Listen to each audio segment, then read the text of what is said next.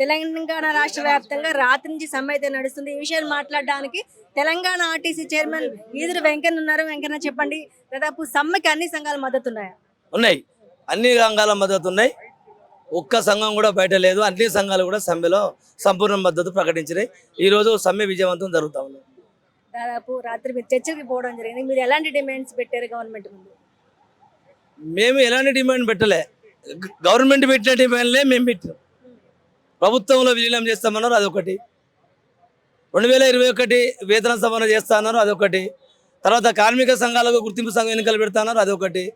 ప్రభుత్వ ఉద్యోగులతో సమానంగా అన్ని సౌకర్యాలు కల్పిస్తున్నారు, అదొకటి.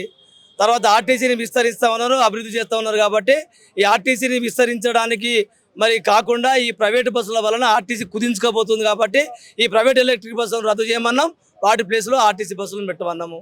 ఇలా అన్ని కేటగిరీలో ఖాళీలను భర్తీ చేయమన్నాం, కార్మికుల మీద పనిభారం తగ్గించమన్నాము. ఇవి నిన్న ప్రధానంగా చర్చ జరిగినాయి. ఈ పెట్టిన డిమాండ్లలో ఏ ఒక్క దాని మీద కూడా సానుకూల ప్రకటన రాలేదు.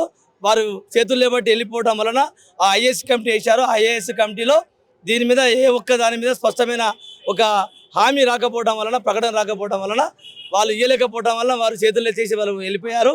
మేము కూడా ఆ యొక్క మన చర్చలు విఫలం అవడం వల్ల మేము సమ్మె యథాతథంగా సమ్మె కొనసాగించే పరిస్థితి ఏర్పడింది. తెలంగాణ ఉన్నటువంటి ప్రభుత్వాలు ఆర్టీసీని ఒక ఓటు బ్యాంక్ అని వాడుకుంటున్నాయి. ఆర్టీసీ అభివృద్ధికి ముందుకెళ్ళట్లేదా?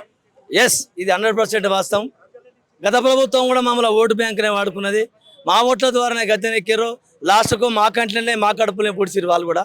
వీళ్ళు కూడా మా ద్వారానే, ఓట్ల ద్వారానే, మా ఆర్టీసీ ప్రచారం ద్వారానే ఈ కాంగ్రెస్ ప్రభుత్వం కూడా గద్దెనెక్కారు. ఇలా గద్దెనెక్కిన మా మీద వంగపెట్టి గుద్దులు గుద్దుతూ ఉన్నారు. మరి మేము సత్య సాగు బతుకులలో ఉన్నాము.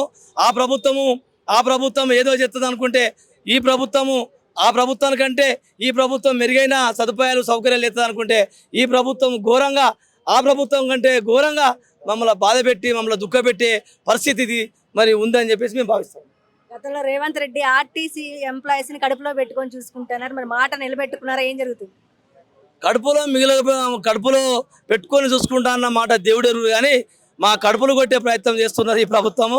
దయచేసి ఇప్పటికైనా గౌరవ ముఖ్యమంత్రి గారు ఆలోచించి మరి సానుకూలంగా స్పందించి ఈ సమ్మె నివారణ చర్యలు మీరే చొరవ తీసుకుంటేనే మరి పరిష్కారం అయ్యే పరిస్థితి ఉంది. కాబట్టి దయచేసి మీరు ఈ సమస్యలు పరిష్కారం చేయాల్సిందిగా ముఖ్యమంత్రి గారిని కోరుతున్నారు. గతంలో దాదాపు 50 రోజులు ఏకదమ్ముగా మీరు సమ్మె చేయడం జరిగింది.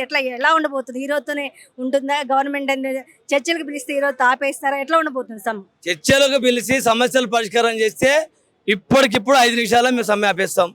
లేదు అనుకుంటే ఆ ప్రభుత్వం లెక్కనే ఉక్కుపాదంతో అణచివేస్తానంటే దేనికైనా మేము రెడీ. ఇంకా అంతకంటే ఎక్కువ రోజులు కూడా పనిచేయడానికి ఏం లేదు. తాడపేడో ఇంతకంటే దరిద్రం కాదు, ఇంతకంటే మేము కోల్పోయింది ఏమి లేదు. మొత్తం మా ఏమైనా ఒక కళ్ళు, ముక్కు, నోరు ఈ 3 మిగిలినాయి. అన్ని అవయవాలు పోయి ఉన్నాం మేము. గాయాల మీద గాయాలు అయి ఉన్నాయి. బాణాలు తలగరి చోటు లేదు, రక్తాలు గారని ప్లేస్ లేదు. కాబట్టి ఇంతకంటే దరిద్రం కాదు. ఇక లాస్ట్కు కొన ఊపిరి ఉండేంత వరకు పోరాడతాం.